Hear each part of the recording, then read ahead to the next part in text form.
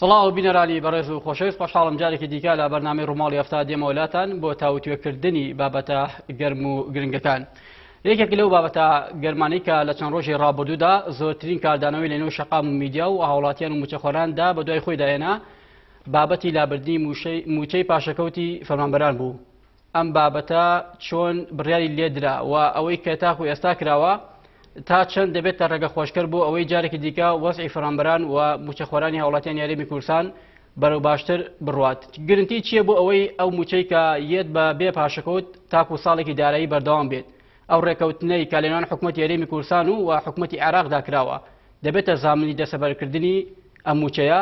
و حتمەن بابەتی زیادبوونی نرخەکان لە نێو بازاڕەکاندا بەهۆی پاشەکەوتی موچە یەکێکی دیکە لەو تەوەرانە دەبێت کە من گفتوگوی دەکەم لەگەڵ میوانەکەم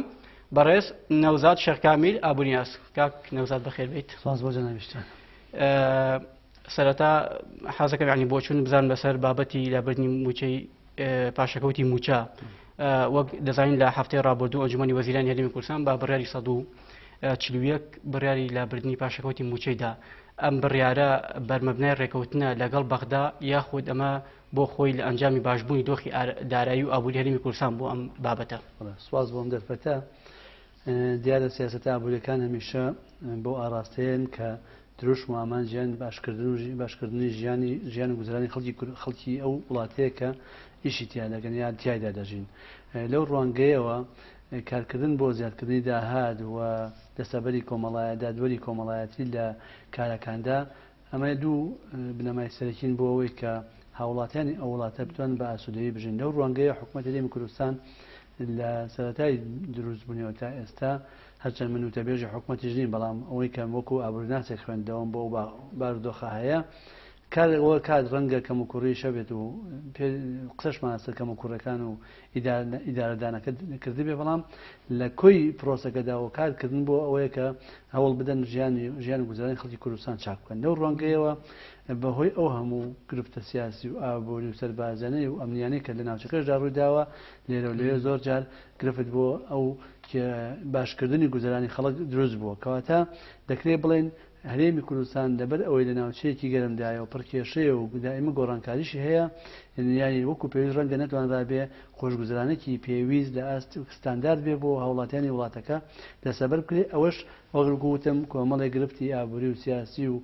ئەسکەری و ئەمنیشەیە لە ناوچەکەدا کە ڕێگرن لە بەردەم ئەو خۆشگوزرانیان گەناوەکو تاکی کورد و حکومڕانەکان کە ئێستا لە حکومدان کاریان بۆەوە کردو و خەباتیان بۆەوە کردووە کە ژیانی خەڵک لە کوردستان چاک بکەن. لەو ڕوانگەیەوە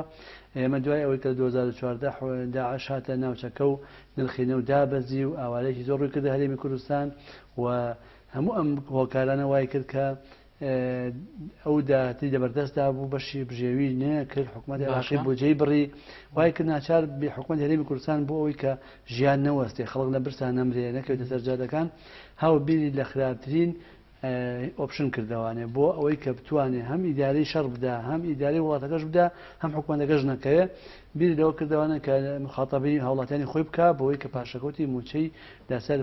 فەرمانبەران دانا بڕێ لەو موچەی کەوریان نەگرت پاشەکەوتی بکە بۆ ئەوەی بتوانێت ئەو ئیداری ئەو شەڕ و ئەو ململانەیە بکە کە لە ناوچەکەدا هەیە. لەو ڕوانگەیەوە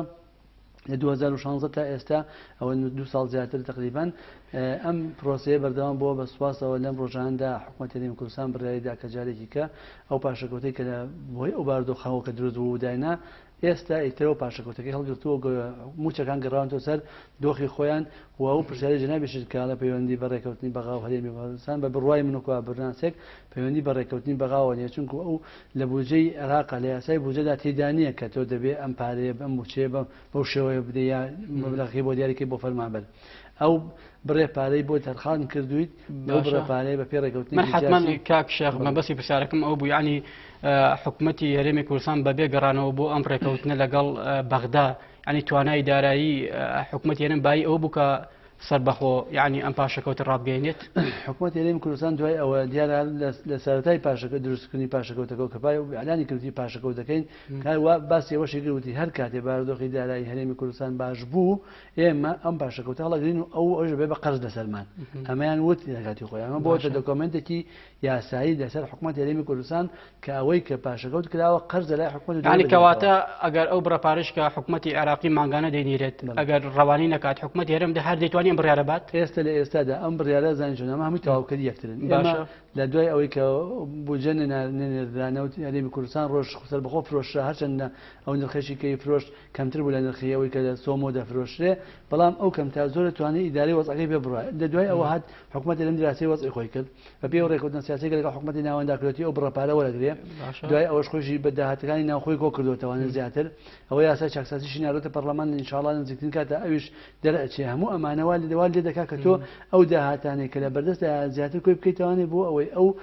پێویستیانەی خۆت لە موچە و لە ئیسیسمار کە بۆ پێویستە بۆ کارتەکانی کەش هەر هەمووی کۆ بکەیتوانێت ئیدارەی بدەیت و حکوومەت هێرێمی کوردستان لە ئێستادا بە بڕوای من بیر لەوە دەکاتەوە ئەگەر ڕۆژ لە ڕۆژان لەگەڵ حکوومەتی ناوەندیشا بۆ ئەوەی بە کێشەی و پارەشی بۆ نەناردەوە ئەو بتوانێت سەر پێی خۆی بوەستێ ئەمەش بەپێی کۆمەڵی هەنگاو دەبێت کە دەبێت لە ئێستا و لە ئاینەدا حکوومەتی تریشی لەسەر بکات کەواتە ئەو بۆچینە تا چەند دقیقە ینی دەمەوێت و ئابووریناسی پێشڕاستی کەیتەوە بۆم کە دەوترێت یەکێک لە مەجەسەرەکەەکانی حکوومەتی عراقی بۆ ناردنی ئەم بڕەپارەیە بۆ کە بە حکوومەت یاریمی ڕاگەاند و دەبێت لایانی کەم بۆ یەکەم جار دەبێت پاشەکەوتی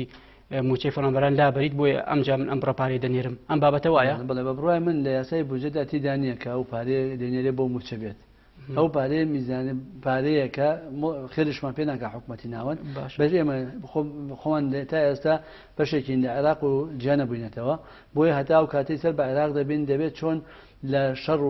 شەڕ و لە هەموو شتەکانی کات بەشداری نەبێت لە خێر و خۆشەکانی ئەم وڵاتەشا بەشدار بین ئەم وڵاتە وڵاتی ئێمەیە وڵاتێکی دەوڵەمەندە بە سەرچاوی سروشتی ئەگەر ئەوان پێویستیان بە ئێمە پێویستمان بەوان دێ لە ڕوویدا سەروەت و سامانی سروشتیەوە لە ژێر زەمین و سەرزەمینە ئێمە ئێستا خاکی دەوڵەمەندمان هەیە دەکرێت ئەگەر وازمان لێبێنن ئێمە ڕەنگە بەشی ئەوانش بدەین ئەگەر بێت و بێت بەکاری بهێنین ئەوەی کە هەمکەواتە ئەم ڕێکەوتنی بە نەتیجە باش بوو بە حکوومەت هێرێمی کوردستان لە ئێستادا باشە بۆ ئەمە بەپێی قۆناغ و زەمە قسە دەکەین ئێستادا باشە چونکو ئێمە لە دوای ڕووداوەکانی 16 ئۆکتۆبەر کۆمەڵی گرفتی زۆر هاتە کوردستانەوەە کێشەمان بۆ دروست بوو حکوومەتی ناوەند هاتەوە سنوورەکان ڕووناوەکانی داگیرکردەوە جارێکیکە وای لە هاو ئێمە داهاتەکانی هەرێمی کوردستان کەم بوونەوە و فرۆشتنی نەوتمان وەکو پێویست نەبوو نرخی نەوت زۆر بەرز نەبووەوە من لە ئێستادا کە ئەم ڕێکەوتنە کراوە هەنگاوێکی باشە بۆ خۆکۆکردنەوەی هەرێمی کوردستان بۆی بتوانێت لە ئاینەدا بکەوێتەوە سەر پێی خۆی ڕێخاتەوە لە ڕووی سەرچاوەکانی داهاتەوە داهاتی زیاد کە وەکەتەکانی تریژ و کوسما ئەوزرا ئەو تجارە و سیاحە گەشە پێ بدە ئەوان شە سەرچاوی بن بۆ داهات چونکە هەر وڵاتی احتیمال کاتە سەرێک سەرچاوی داهات بە دڵنیاییەوە لە ئێستا لە ئێستاشە تووشی شکستنەوەدا ئاینەدا تووشی شکست دەبێت چونکە ئەو نەوتە کە دەیفرۆشێ هەمیشە نرخەکەی بەرز نییە و هەمیشەش بەردەوام نییە لە ژێردەوی هەڵقوڵێت و بێتە دەرەوانە کاتە ڕۆژ لە ڕۆژ هەر کۆتایی دێ مادەم کۆتایی دێکاتە تۆ دەبێت لەبێت دیلکەیتەوە بە دیلەکانیش ئەوەیە کەرتی سناعەمان هەیە کەرتی زراعەمان هەیە وڵای وڵاتێکی زراعیشین بەرهەمی باشیشمان هەیە دەکرێت بەشێ لەو داهاتێک دەستمانەکەوێت لە نەوت ئێستادا بەکاری بهێنین بۆ کەرتەکانی ئەو سێ چوار کەرتە کەرتی گەشت و گوزاری وڵاتێکی جوانمان هەیە دەکرێت وایان لێ بکەین بن بە سەرچاوی داهاتبێن ئەگەر ناوتیش نرخەکەی دابەزی ئەو داهاتانە بێن پاڵپش بن بۆ نرخی نەوت و بتوان داهات ئیدارەی خۆمانی پێ بدەین کەواتە لە ئێستادا ئەگەر حکوومەتی هێرێمی کوردستان بە دڵنیاییشەوە ئەو پلانی استراتیژیەتی بۆ ئەو کارە کار لەسەرەوە دەکات چۆن ئەم کەرتانە گەشە پێ بدە وا بکە ئەگەر ڕۆژ لە ڕۆژان حکوومەتی ناوەندیش بودجەی نەنارد ئێمە بتوانین لەسەر پێی خۆمان بۆ نەوتیشمانە ڕۆژە دەرەوە بتوانین لەڕێ ئەو داهاتێک کە دەستمانەکەوێت لە کەرتەکانی تر بتوانین ئیدارەی خۆمانی پێ باشە ئەمە بۆ خۆی بە جۆرە جۆرەکان لێدانی لە ئابووری سەربەخۆ کە پرۆژەی حکوومەتی هێرێمی کوردستان بوو لە ماوەی چەند ساڵی ڕابردوودا ڕایگەاند بوو یعنی گەڕانەوە بۆ ڕێکەوتنێکی لەم شێوەیە تا چەند ینی زەرەر لەم ئابووری سەربەخۆ دەدادەوە حکوومەتی هەرێم تا چەند دەستکراوە دەبێت بۆ ئەوەی بۆ نمونە ئەو بڕنەوتەی کە وەکو بەپێی پرۆژە یاسای بودجە دیاریکرا 250,000 ڕۆژانەیە لەمە زیاتر بێ حکوومەتی هەرێم دەتوانێت تەسەڕوفاتی پێ بکات وەکو خۆی حکوومەتی هێرێمی کوردستان تا ئێستا پابەند نەبوو نوتیشی تەسلیم بە حکوومەتی عێراقی نەکردەوە تا ئەم لەحزەیە کە قسەی لەگەڵ جەنابتا دەکات باشە ئەو پارەنوتەی کە هەیەی خۆی فرۆشێتی و پارەکەشی خۆی وەری دەکرێت و لە ئیتفاقەکەی لە یاسای بودجەشا ئیجباری نییە کە حکوومەتی هەرێم بەو بڕەنەوتە بداتە بەغدا ئەڵێ ئەگەر 250,000 بنێرێ ئێمە کۆمەڵێ مستحقاتی کە هەیە ئەیدین ئەگەر نێنێرێ ئێمە 522 میلیارەکە دەنێرین یعنی بابەتە بەدەرە لە موچەی فەرمانبەران بەڵێ ئەم 522 میلیارە دەنێرین بەڵام ئێمە ترەوە خۆتان ئەوی تەواوکەن بۆ تەواوکردنی بوونچە و ئیسtismاری خۆتان ئێمە هیچ کەتان بۆ نانێرین حکومەت هەرێمی کوردستان ئێستادا وەفدێکی پێکێناوە پێم وایە ئەچێتە بەغدا بۆ گفتوگۆکردن ئەگەر 250,000 بەرمیلەکە تەسلیم بکات ئەوان کۆمەڵێ دەستکەوتیکان دەسەکەوێت داهات ئەگەر دەستیشان نەکەوێت یعنی حکومەتی عراقی پابەند نەبێ بۆ ناردنە دەکرێت ئێمە 522 میلیارەکەمان هەر دەستکەوێت خۆشمان لێرەوە داهاتی خۆمان لە نەوتەکەی کە 250,000ەکەی بفرۆشین و چی جەرەکەوێت لە داهاتیشتا هەر بیفرۆشین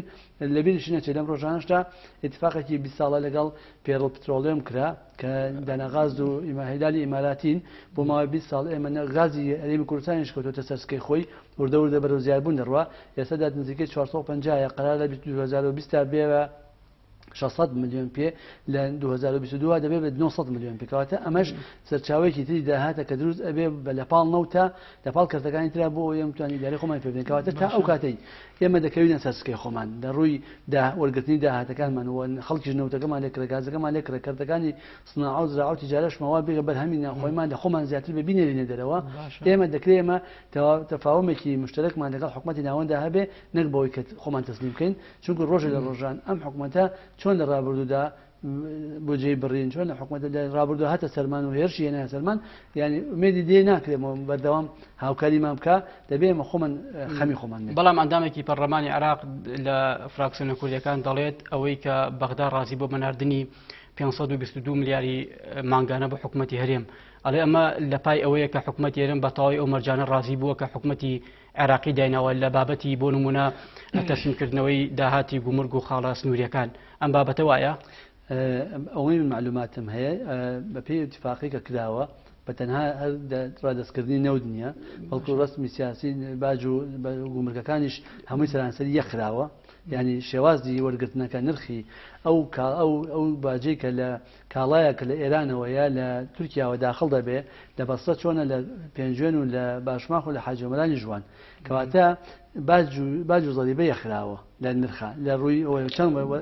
لە بەسەداهاتی ئەم باج و زەریبە دەگەڕێتەوە بۆ بەغدا ئەم باج و زەریبێ ئێمە پارەکە لە کوردستانە وەسڵەکان دەچێتەوە بەغا داهاتەکان حساب دەکرێت ئەڵێ ئەوەندە وەرگیرا ئەوەندە پەیدا بووە ئێمە ئەو کاتە لەگەڵ حکومەتی ناوەندا یان ئەگەر وتمان ئەگەر بە پێ و ڕێکەوتنە بێ یان ئەوەیە ئێمە داهات و نوتەکە تەسلیم بکەینەوەوانی ئەوان سەرجەم ئەو پارانی کە تەخصیص کراوە بۆ کەرتەکانی تر لە تەنمیە قالیمە لە شتیکەیە هەموویمان بۆ نێرێ حکومەتی هەرێمی کوردستانیش هاتووە دراسی ئەم حاڵەتەی کردووە پێم وایە بزان ئەو داهاتی کە لە ناوخۆ دەسەکەوێت چەندە ئەو پارەی کە لە حکومەتی ناوەندەوەیە چەندە بەراوردێکە کامیان زۆر و بەدڵنیای حکومەتی هەرێمی کوردستان ئەوانەیە ئەوەیە کە زۆر ئەویان قبوڵەکات یعنی ئیجباریش نییە مەسا حکومەتی ناوەندیش نەکرۆ بە ئیجباری ئیلا دەبێت ینی ئەوەی کە دەچێتەوە بۆ بەغدا تەنها ڕقم حسابیەکەی چیتی ڕقم حسابێت تا ئێستا پارەکە لە خۆلای خۆمان دەمێنێتەوانێ بەڵام ئەوەیە داهاتی ژوایان هەر تا ئەم ساڵ بە پێی یاسای بودجەی کە ئەم ساڵ دروست کراوە وایە ئیتیساڵی کرد دەبێت ڕێکەوتنی سیاسی تازەی سەرکرێت پێشۆخە لەگە پێشەوەی بودجەدا بنێتەوە دەبێت وەفدێکی حکومەتی هەرێمی کوردستان بچێت لەگەڵ حکومەتی ناوەندا ڕێبکەوێت ئەوە ئەم ساڵ تقریبا هەنگاوی باش نراوە باشە ئەوە ڕسمی گومرکی وشت یەخراوە لەسەر ئەو نەوتە بەو شێوە ڕێکەوتن ئەگە بینێر یاگەنەینێرێ بەڵام ڕەنگە ساڵی کا شێوازی اتفاق سیاسیەکە یا ئابوووریەکە لەگەڵ حکومەتی ناوەندا شێوازی کە بگۆ باشە کەواتە گرنتی چییە بۆ ئەوەی کە ئەم ڕێکەوتنی تەبعانەوە بۆ یەک ساڵی دارایی یەکەوە ژۆکراوە یعنی گرنتی چییە بۆ ئەم ڕێکەوتنە بۆ ساڵانی داهاتوو کە 4 ساڵی حکمڕانیە لە عێراقدا ینی ئەم موچەیەک و خۆی بێت بەبێ پاشەکەوت یان هیچ گرنتیەک لەو ڕۆوەگیراوە والله هێزانی چۆنە ئێمە ئێستا لە قسە ئەو یاسایەکن کە ئەم ساڵ هەیە بۆ ساڵی ئایندەش دەوێت بەرنامەیەکەوە هەبێ بەڵام حکومەتی ناوەندی من وەکو خۆمکو بناسێ بەڕاستی سیقم بەوە نییە کە بەردەوام ئەم پارەیە بنێرێ بۆ هەرێمی کوردستان بۆ چونکە ئەوانیش خەڵکی متعاسیبیان تێدایە لەناو فراکسیۆنەکانە لەناو کوتلەکانە لەناو عێراقا خەڵکی کتێری ئەڵێ من چۆن نەوتی بەسرە بنێرم پارەی نەوتی بەسرە بنێرم بۆ هەرێم و هەرێمیش نەوتم نەداتێ یعنی ئەم بیرکردنەوە هەیە لەناو عەرەبەکانە کەواتە هەمیشە معارەزە بۆ ئەوەی کە ڕایگرێ معارەزە بۆی کە نەینێرێ کەواتە نابێ بەڕاستی هەرێمی چی وا دەکات بۆ نمونە پێویستە حکومەتی هەرێمی کوردستان چی بکات بۆ ئەوەی ئەو بڕەپارەی کە لە بەغداوە دێت بۆ هاوشێوەی ساڵانی دیکەش بەردەوام بێت بێ یەکەم اتفاقێکی سیاسی بەردەوامی لەگەڵا بێ لینکێکی بەردەوام لەگەڵ بەغدادا هەبێ ئەو کەسانەی کە لە بەغدان لە وەزارەتی داراییە لە ئەنجومەنی وەزیران لە پەرلەمانە هەمیشە لەسەر خەت بن لەگەڵ حکومەتی ناوەندا بۆ ئەوەی کەم تا زۆرێ ئەو پەیوەندیانە بەردەوام ڕاگرنتەوە بۆی ئەو پرۆژەیە بەردەوام بێ کۆتایی تا کۆتایی دوای ئەوەش دەبێت هەرێمی کوردستان خۆی لەگەڵ ئەوەشدا خۆی ڕێکخاتەوانێ هەروەکو وتم یاسای چاکسازیەکە دەرکا داهاتەکانی خۆی زیاتر ڕێکخاتەوانێ کەرتی سناعە و تیجارە و زراعەش گەشە پێ بدە دوای وا بکات ئیتر سبەینێ ڕۆژ ئەگەر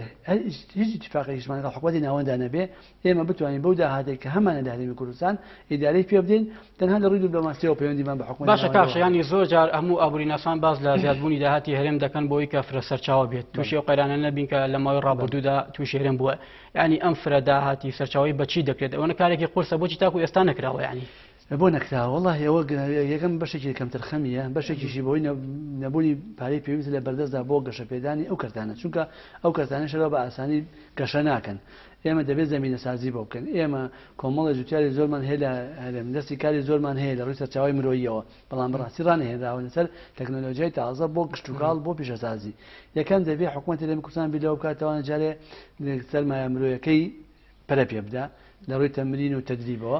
دویش دەبێت پارێکی باش دەرخانکە بۆ کارگەکان بۆی کارگەکان دروستکە دوای ئەو کەرتی زراعیش دەبێت تەشجیعی جوتیارەکانی گوندەکان و شارە زۆر و هەموو ئەو شوێنانەی کە دەشتین و دەشتن و بەرهەمیان تێدایە بۆ بەرهەمێنان ئەمجا ئەو کارگانەی خۆمان بێن ئەو بەرهەمە ناخۆیانە بکردنەوەنە کە هەمانە وا بکەن تەنسیقی دروستکەن کەرتی تایبەت گەشە پێ بدە ئەمەش ڕۆڵی کەرتی تایبەت زۆر لێرە مهمە بۆ ئەم مەسەلەیە ئێمە هەر توانین کەرتی تایبەت گەشەی پێ بدەین یاساکانی بۆ چاپ بکەن ئەو خەڵکانی کە لە کەرتی تایبەت ئیش دەکەن زەمان بن لە ژیانیانە وەکو فەرمانبەرێکی حکومەت چۆن ئیش و کارەکانەکەن ئەوانی جوابن و داعمیان بکرێت لە کاتی پێویستە کەرتی تایبەتی خۆمان زۆر هەم نیشتیمانیشن و هەمیش دەتوانن ئەوە بکەن ئەو کارگانان دروستکەن بەرهەمی کشتتوکاڵی زیاکەن داهاتێکی زۆر باش بۆ خەڵکی کوردستان دروست دەبێ نرخەکەشیمان بارزان دەکەی کوالەتەکەشی باشە بێ بەڵام خۆ لە ماوەی ڕابردووی بەردەوام جوتیاران و ئەوانەی کە خەریک پشتوکاڵکردن ناوچەکانی شارە زۆر بە تایبەتی کە ناوچێکی بەپیتە لە هەرێمی کوردستاندا گلەی ئەوە دەکەن بۆ ئەوان بۆ هەموو ماندووبوونەوە بەرمومەکەگانیان کاتێک دێتە بەرهەم فرتەر نییە بۆ ئەوەی کە ڕێگە لە بەرهەمی دەرەکی بگیرەوە ناوخۆی هەرێمی کوردستان و دوجار ئێمە ئەم ساڵبینمان چەندین بار تەماتە و بەرومەکانی دیکە عنی لە سەجاتەکان بۆکو ناڕزایی لەلاەن جوتیاران و فرێ دەدرا ینی بۆ خۆی ئەمەش وا ناکات کە ئەم بابەتی گەشەپێدانی سەرمای مرۆیی و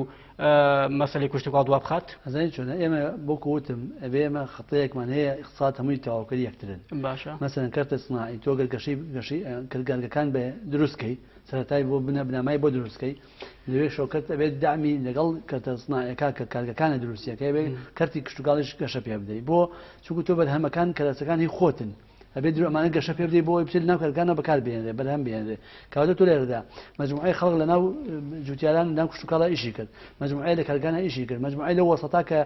بەرهەمی کشتتوکاڵە جوتیارە بۆ کارگان ئیشەکە کەواتە ئەم دەستی کارش دروست کرد ئێمە ئەم تەختیتەمان هێشتا تا ئێستا پێویست نییە لە ئێستادا گرفتەکە بە دیاریکەوی لەکوێدا نەبوونی دەستی کارە یاخود نەبوونی پلان نه دەستی کارەکەمان هەیە خەڵکی ئەو بەشی ئەوشمان هەیە خەریجی کولیەکان هەندسیان زراعیان تەواو کردو مەحەلی زراعیان تەواو کردو ئامادەیی کشتتوکاڵیان تەواو کردو خەڵکی زۆرمان هەیە بەس بەکار نهێنراون دەستی کارمان بەکار نهێناوە سەرمایەکانیشمان نەخۆ دەکات لەو بوارەدا چونکە بارودۆخە سیاسەکە جێگیر نەبووە سەرمایەدارەکانمان و کەرتی تایبەت لە سەرمایەکانیان دەترسن ناتوانن گەشە بەو توانایانیان بدەن کە هەیەە کەواتە کەرتی گشتیمان کەرتی گشتی لاوازە خۆی لە ئیدارەدانی ئەم بارودۆخە کەرتی تایبەتیشمان لاوازە کەواتە بۆ ئەوەی ئەم بارودۆخە چاک بێ دەبێت کەرتی گشتی و کەرتی تایبەت بە هەردووکیان بە تەواوکەری یەک بن بە یەک ئاڕاستا بڕۆن بۆ گەشەپێدانی ئەم سێکەرتە هیچ هەوڵێکی لەم شێوەیە هەیە لە ئێستادا وڵای حکوومەتی هەرێمی کوردستان بە بڕوای من ئێستا بیر لەوە کات و پلانێکی استراتیژی دابنێ کەرتی گشتی و کەرتی تایبەت و کەرتی گشتی یەک خا بە استراتیژ و بە پلان بۆ ئەوەی بتوان ئەو داهاتەی کە هەیە لە هەرێمی کوردستان زیادیکەن سەرچاوی دروستکردنی داهاتیش بەچی دروست دەبێت بەم ئەوەی ئابووری ناسان دەبێت چۆن هاوکار بوون یعنی خۆ حتمما بەشێکی لەسەر ئیجتیهاد و ڕوئیا و دنیابینی ئێوە دەوەسیدن بابەتە ئێمە کەم تەرخەمیمان نەکرد کەم تەرخەمیش ناکەین هەم لە ڕووی نووسینەوە هەم لە قسەکردنەوە لە خۆڕ و سیمینار و دیبیتەکانمان کە خەریکی لەگەڵ حکوومەتیش و لەگەڵ کەرتی تایبەت و لەگەڵ هەموو ئەوانەی کە خاوەن سەرمایان و پارەیان لەبەردەسە ئاڕاستیان دەکەین ڕێنمایان دەکەین و مەبەستە کەشیان زۆر بە ڕوونی تێگەین کە ئەوەی کە ئەوانی کەن هەر کەسێ کارێکی لەو شێوە بکات بە تایبەت دروستکردنی کارگەیەک بەدەر لەوەی کە قازانجێکی بۆ کابرای خاوەن کارگەکە دەزەکەوێت لەمە کارێکی نیشتیمانیشە تۆ کارگەیەک دروست دەکەی بەرهەمێکی کشتتوکاڵی ژەبەی دەوێ بەرکاری دێن دەکاتە ئەمە پێویستی بە هەمانگی هەموو لایەکەیە کەرتی گشتی کەرتی تایبەت هاوڵاتیانیش بەدەمەواتنی حکوومەت یعنی چۆن بۆ پرۆژە و ینی پرۆژەکانی ئێوە بۆم بابەتە لە ئاست محیەوەدا بووە بەداخەوە دەڵێم حکوومەتی لەم کوردستان وەکو پێویست ڕەنگە گوێی لەو خەڵکە چالاک و شارەزاکان وەکو پێویست ڕەنگە بەدەر لە حکوومەت خۆی بەرنامەیان هەیە پلان استراتیژیان هەیە وەزارەتی پلاندانەنیش هەیە بەڵام مەفروزە دابەزێتە خوارەوانە گوێ لە ڕێکخراوە و سندیکاکانی ڕێکخراو کۆمەڵگەی مەدەنیش بگرێت ئەوانیش پلانیان هەیە ئەوانیش ڕۆیای باشیان هەیە بە یەکەوە دەیانتوانی پرۆپۆزەڵێک ئامادە بکەن و کاری لەسەر بکەن بە دڵنیاییشەوە حکوومەتی ئەم حکامی نوێ ئومێد دەکەم کە وا بێت بە گوێگرتن لە خەڵک و بەو پلانانەی کە هەیە هەمویان بەیەکەوە کار بکەن گەشەیەکی ئابووری وا دروست بێت لە ناوچەکەدا کە کاریگەری هەبێت چونکە لێت ناشارمەوانێ ئەم بارودۆخی کە ئێستا هاتووە ئاراوە پاشەکەوت هاتوێتەوە بازار گەشەکە هەڵاوسان مەترسی لەسەردا حتمما من ئەچمە سەرەوەتە بە دیاریکراوی دەمەی لە بابەتەکە زۆر دوور نەکەوینەوە ینی دەمەی بپرسم ینی ئێستا ئەوەی کە ڕوونە موچەی مانگی 12 فەرمانبەران بە بێ پاشەکەوت دابەش کراوە ئەو بڕێ کە بۆنمە بۆ مانگی 1 و 2 ئێستا ناڕوونیەک لای هاوڵاتی هەیە بە تایبەتی موچەخۆران ینی هیچ نەقسێک لە مانگی 1 و 2 3 موچەی فەرمانبەران دروست دەبێت بۆ موچە دابەشکردن ینی حکوومەت چۆن ئەو نەقسە پڕ دەکاتەوە چونکە ئەوەی کە هاتووە موچەی مانگی 12 پێدراوە حکوومەت هەرێمی کوردستان کاتی خۆی وتی ئەمە تەواوکردنی یەک مانگی 11 لە ڕاگەیانەکانی ڕابردووی ئەوای وتی ئەمە نابێت پاشەکەوت ئەمە بەردەوام درێ بەپێی ئەو لێدوانانشی هەبێت کە وەزارەتی وەزیر دارایی لێدا ئەمە مانگی 12 کەواتە مانگی 1 و 2 3 لا حکوومەتە بە پاشەکەوت بەبێ پاشەکەوت چونکە ئێمە وا بڕیار لە یاسای بودجێ ئەم ساڵدا ئەو پارەیە کە هاتووە لەگەڵ ئەم پارەی کە لە هەرێمی کوردستانە هەیە مانگی 1 و 2 3 ئەدا ئیتر ئایا بەسەرێکەوە دەیدا یا بەناو بدەیدا یا بە خاتە حسابی بانکیەوە بۆت گرنگەوەیە بەڵام حکوومەتی هەرێمی کوردستان پێم وایە بیر لەوە دەکاتەوە ئەگەر پارەیەکی زۆر بەو ڕێژەیە مەسەلەن زیاد لە 400-500 ملیاری دیناری کە زیاد لە هینەچێتەوە ناو بازار هێتەوە ناو بازار بۆی لابردنی پاشەکەوتەوە ئەم بارەیە کە دێتەوە بازارەوە ئەگەر بێتەوە ئابوووریانە بیری لێ نەکەیتەوانەوە پلانی بۆ دانەنەی تووشی بازار و توش هەڵاوسانەکە چونکە خەڵک ئەچێتە بازار شتەکرێ بازرگانیشمان هەیە چێشتەکانیان شارێتەوە تا ماوەیە نرخەکەی بەرز دەکاتەوانێ دوای تۆ هاوڵاتی قازانجی نەکردەوە چونکە تۆ ئەگەر 100,000 قازان زیادی کردی بێ لە موچەکەت ڕێگە بچیت بیتەوە بەو شتێکە دەوێت لە پێشرا کڕیتە پێشەوە حتمما من لەسەر بابەتە بە دیاریکراوی دەمێن بۆچون بزانم لەسەر بابەتی هەڵاوسان و گرانبووی نرخەکان پێشەوە ینی بابەتێکی دیگە لەم چوارچێوەی بابەتە خۆ دەزانی ینی لابردنی پاشەکەوت پەیوەندی بە بەشێکی زۆری ئەو بڕە پاشەکەوتوەیە کە لەم پارەیە کراوە لە ماوەی ڕابردوودا ینی بە پێی بڕیارێک موچەکان پاشەکەوتی لێکراوە ینی لە ڕووی ئابووریەوە چی میکانیزمێک گونجاوە بۆ ئەوەی ئەم پاشەکەوتی موچەیە کە لای حکوومەتەیە و حکوومەتیش حتمما نکوڵی لەمە نەکردووە کە ئەم پاشەکەوتەی لایە ئەمە چۆن دەدرێتەوە ینی حکوومەت بەرنامەیەکی بۆ ئەم بابەتە ئەگەر حکوومەت هەروەکو وعدی داوە بارودۆخی دارایی هەرێم باش بێ ئەوە قەرزە لەسەری دەبێ بیداتەوە چونکە ئێستا خۆی بە بڕیار ڕایگرتووە بە بڕیارێکیش کە 142 داوێتەوە کەواتە ئەم دوو بڕیارە ئیسباتەوە وەکو بڵێ دلیلێکە لەسەر ئەوەی کە حکوومەت قەرزاری خەڵکە و دەبێ بیداتەوە قەرزیش بەچی دەدرێتەوە بە دوو شێوە دەدرێتەوە یا ئەوەیە بە نەقد بچیت پارەکە دەستین بە خاوەنەکەیتەوە کە ئەمە ڕەنگە بۆ حکوومەت لە ئێستادا قورس بێت چونکە ئەو داهاتی لەبەردەستدانیە بە مەبلەغێکی یاری کە 5-6 میلیۆنی لەبەر حکوومەتی قەرزارە دەبێ بیداتەوە حسابێکی کەشیانەوەی ئەوەیە هەموو فەرمانبەریە هەموو قەرزارێک قەرزاری حکوومەت قەرزاریەتی حسابێکی بانقی بۆ دەکاتەوە هەر کاتێ داهاتێکی دەستکە حکوومەت لە زیاد لە داهاتی کە بۆ موچە و ئیسtismار دایناوە دەیخاتەوە ناو بانکەکان فەرمانبەریە ئەو کەسێک کە پارەکەی لای حکوومەتە دەکرێت بەکاری بێنێ ناو بەناو مەسەلەن من قەرزی کارەبامدایە قەرزی ئاومدایە دەچم ئەو قەرزانە لەو پارەیە کە لامە لەسەر حساب باشە کاشە ینی خۆی ینی دانەوەی ئەم پاشەکەوتە ینی خۆی لە بنڕەتە لە ئەستۆی حکوومەتی هێرەمای حکوومەتی بەغدا لە ئەستۆی کامیانە پاشەکەوت لە ئەستۆی حکوومەتی عێراق ژم و حکوومەتی عێراق لە 2014 پارەی ئێمەی بڕیوە بودجەی بڕی کە بودجەی بڕی تۆ بودجەی استحقاقی خەڵکی کوردستان بوو هەرێمی کوردستان بە هەرچی هەوڵ و هیمەتی خۆی بوو بە قەرزی کۆمپانیا و قەرزی فەرمانبەر و قەرزی ئەملاولاکە کردی توانی ئیداری ئەم وەزعە بەم شێوەیە لە 2014 دینارێکی بۆ هەرێمی کوردستان نەنات مادەم نەینات قەرز لای حکوومەت تاز ناچێتە ژێرباری ناچێتە ژێرباری چونکو ئەوەی لەم فاوزاتان ئەڵێ بەشک و قەرەبوویەکمان بۆ بکاتەوە شتێکمان باتێ بۆ ئەم توانین بخێنەوە حسابی خەڵک یاسای بودجە بۆ ئەم بابەتە یاسای بودجە حەقی بەسەر ڕابردوونی حەقی بەسەر ئێستەوە هەیە یاسادا چییە ئەو وای بڕیار بڕیارداوەڵێ من لە مانگی یەکەوە پارەتان دەدەمێ ئەو مەبلەغی کە ڕێکەوتم لەگەڵی لەسەری اتفاق ئەوەتان دەدەمێ خۆتان ئیدارەی بدەن بەڵام حکوومەتی هەرێمی کوردستان مکلفە بۆی مفاوەزات کە یا داوا قەید کە لەسەر حکوومەتی پێشوو کە ئەو پارەیە حەقی خەڵکی کوردستانە ئەبوا بیدایانی داوە بەڵام خۆلەوانەیە کاخشە یعنی مبەڕێری حکوومەتی عێراقیش لەماوەی ڕابردوودا کە ئەم موچەی کە نەناردووە مبەڕێری ئەو بێت کە حکوومەتیانم پابند نەبووە بە مەرجەکانی بەغدا لە ناردنی نەوت لە ڕێگەی کۆمپانیای سۆمغۆ یعنی سەرەتاوە حکوومەتی هەرێمی کوردستان پابند بوو تا 3 مانگش پابند بوو نەوتەکەشی نارد پارەکەشی 1 مانگ پارەی نارد ئەویان کرد بە پچڕ هەندێکی کەمی نارد دوای هەڕایکردنەی نارد یعنی نێتی حکوومەتی عێراقی هەر ئەوە بوو خەڵکی هەرێمی کوردستان برسیکە بۆ ئەوەی کەون و ژێرباری بۆ خەڵکی هەرێمی کوردستان لە حکوومەت هەڵسێ حکوومەتەکە بڕوخێن و ئەم پارێزگانە بە نێو شتێک نەبێ بەناوی هەرێمی کوردستانەوە ئەمە نێت و سیاسەتی حکوومەتی عێراقی بوو بەڵام بۆی نەچوە لەبەر ئیدارەی هەرێم توانی خۆی کۆنتترۆل کا بەم شێوەی کە ئێستا هەیە و تا ئێستا ماوەتەوە کەواتە ئەو قەرزە ئێستا لای حکوومەتی ناوە نەگلای هەرێمی کوردستان بەڵام حکوومەتی هەرێمی کوردستان ڕای نەکردو لەبەر پرسیارەتێکە دەڵێ ئەو قەرزە هەیە لای حکوومەتی عێراقی داینەوە باشە نەداینەوە خۆمان گەداهاتمان باش بوو ئێمە خێنە حسابی بانقی هەموو فەرمانبەری بۆی هەیە ئەو پارەیە کە پێویستێتی ڕایکێشێت لە ئێستادا ئیجابەی حکوومەتی عێراق چییە بۆ ئەم بابەتانی ئیجابەیەکی باشە بۆی کە ڕازی ببێت لە ماوەی داهاتوودا ئەم پاشەکەوتە بگەڕێتەوە بۆ فڕۆنبەرانی هەرێمێکی پێکهاتووە لە حکوومەتی ئەنجومەنی هەرێمیمان هەیە لە هەرێمی کوردستان لە هەفتەی پێشەوە کۆبوونەوەیان کرد ئەنجومەنی وەزیرانە و ئەنجومەن هەرێمی ڕاستپاردووە بڕوا گفتوگۆ لەگەڵ حکوومەتی ناوەدا بکە چونکە ئەو پارەیە تۆ کە بۆ هەرێمی کوردستان دانراوە لە بودجەی 2016 ئەم پارەیە هەبوو یعنی دانرابوو لە میزانەکان تەسبیت کراوە دەبوا بنێردرای نەنێردراوە ینی قەرزە لای حکوومەتی ناوەند دەچن هەوڵە دەن فاوەزاتکەن بۆی ئەو پارەیە وەرگرنەوە لە حکوومەتی ناوەند ئەگەر وەریان گرتەوە ئەوە ئەیخەنە سە حسابەکە و کێشە نامێنێ ئەگەر نێژنێنراوە ئەبێ حکوومەتی هەرێمی کوردستان بچێتە ژێرباری ئەوە هەر کاتە داهاتی باش بوو دادگانی هەرێم باش بوو زیاتر بوو ئەو پارانە وەکو قەرز بداتەوە بە فەرمانبەر گریمان ئەم پاشەکەوتە حکوومەتی عێراقی ڕازی نەبوو کە بیگەڕێتەوە بۆ فەرمانبەرانی هەرێم ینی لە ئێستادا قودرەت و توانای حکوومەتی هەرێم لە ڕووی مادی و بای ئەوەیە کە ئەم پاشەکەوتە ئەگەر بڕێکی کەمیش بێ لەگەڵ موچەدا دابەشی بکات لە ئێستادا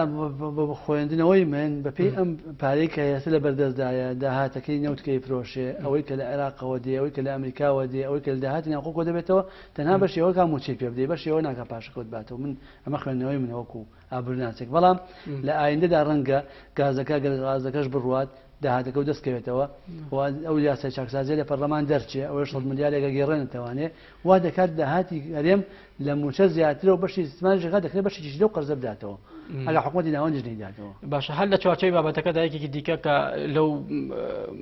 یعنی بابەتانەی کە بەدای خۆی داهێناوێتی بابەتی گرانبوونی نرخەکانە لە بازاردا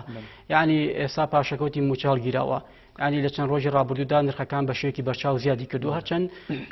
لایەنە پەیوەندیدارەکان نقولی لەوە دەکەن کە نرخەکان بەرز بوو بێتەوە بەڵام هاوڵاتی ئاسایی کاتێک لێ دەپرسیت ینی بە ئاشکرا هەست بەمە دەکات لە بازارەکاندا ینی هاوڵاتی دەبێت چۆن مامەڵە بکات بۆ ئەوەی نرخەکان لایانی کەم ئەگەر کەمیش نەکرێتەوە بخۆی مێنێتەوە بعد تۆزێ یاکە وازەحکەین بۆ ئەوی هەم خەڵکیش تێ بگەنەوە بارودۆخەکە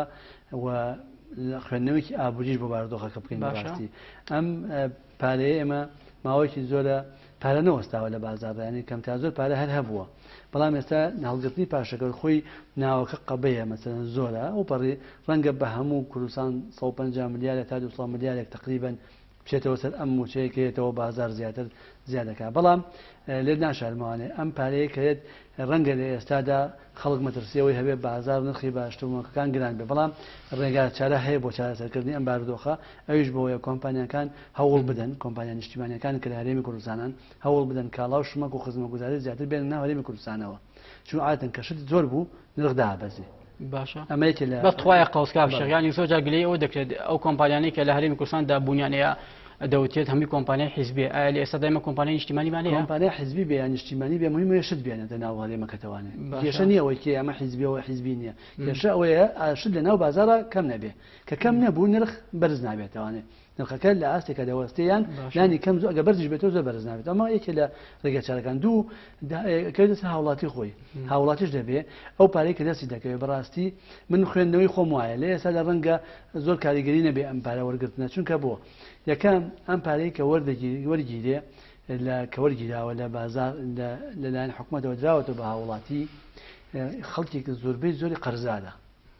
جارێ ماوەیەکی زۆر ئەم هەوڵەدا قەرزەکانی بداتەوانێ پێشەوەی بڕوا کەمالیات کڕێ پێشەوەی بڕوا شتیکە کڕێ کە قەرزەکانی داوە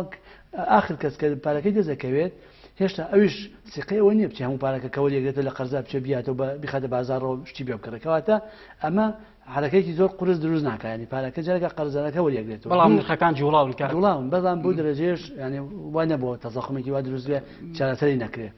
دوو هێشتا وەکوونێ خەڵکیش تۆزی تقریبان هێشتا سقەیەکی وای نییە مەسەرەن بارودۆخەکە تێک نەچێتەوە کەواتە هێشتا وەکوونێ ناچێتە بازار هەموو شتێک کڕێ ئەمە خوێندنەوەی منە بۆ هاوڵاتی ڕەنگە کاریگەری هەبێ ناڵم کاریگەری هەیە بەڵام کاریگەرەکان زۆر قرس نین سێ ڕەنگە وای لێ بێت مەسەرەن لە ئێستادا ئەم پارەی کە دەزەکەوێت بازێتە بازارڕوانێ تۆزە کاریگەری لەسەر نرخی زەویوزار هەبێ بۆ خەڵکێکی زۆرمان هەیە شوێنی شەجێبوونی نییە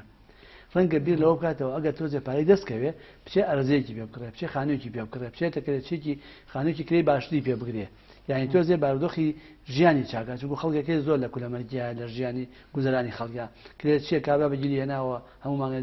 داوای پارەی دەکات قەرزار دەبێت قەرزەکەی بداتەوە کەواتە هەموو ئەمانە پێمان دەڵێ ئەو زیادبوونە کاریگەریەکی زۆر زۆر بەهێز ناکات ئەگەر بەهێزیشکە لە ئێستادا کەمە بەڵام پێویستی بەوەی هاوڵاتی هەموو واز لە هەموو ڕێکارەکان بێنە هاوڵاتی خۆیەتی ئەتوانێت نرخبات ئاسمان ئەشوانە دای بەزێنێتە خوارەوە ئەگەر بە پێی پێداویستی ژیانی خۆیشت هاوڵاتیانی ئێمە ینی ئەم وەشارەی لای ئامادەی لە ئێستادا وڵای بێ دەرسی وەرگرت بێ لە ڕابردوو ڕاستی ئێمە لە ڕابردوودا کە تووشی نەهامەتی و دەردیسەری و قەرزاری بووی نەبەرەوە بوو پاشەکەوتمان نەبوو هەرچیمان دەستەکە ئەو مانگە چون خەرجمانەکە بەڵام لە ئێستادا دەبێت دەرسمان ڕابردوو وەرگرت بێ ئەو پارەی کە وەرێگرین ئەگەر قەرزاری جارێکا با قەرزەکەی پێ بدەینەوە ئەگەر قەرزاریژین با بڕێکی کەم بێ ئەگەر 500,000 هەیە با 50,000 بخیتە پلاوە بۆ پاشەکەوت یعنی شتێکی پاشەکەوت دێ بکە بۆ ئەوەی وەکو جاران نەکەویتەوە سەر ئەو سکەی کە بە بەردەوامی هەموو پارەکە دەخستە بازارەوە خەرج دەکرد یا مەسەلەن پێویستی بە 50 کیلۆ برنج نییە لە ئێستادا پێویستی بە 20 کیلۆ برنج 20 کیلۆ برنج کڕە بۆ 50 کیلۆ کڕی یعنی وا بکە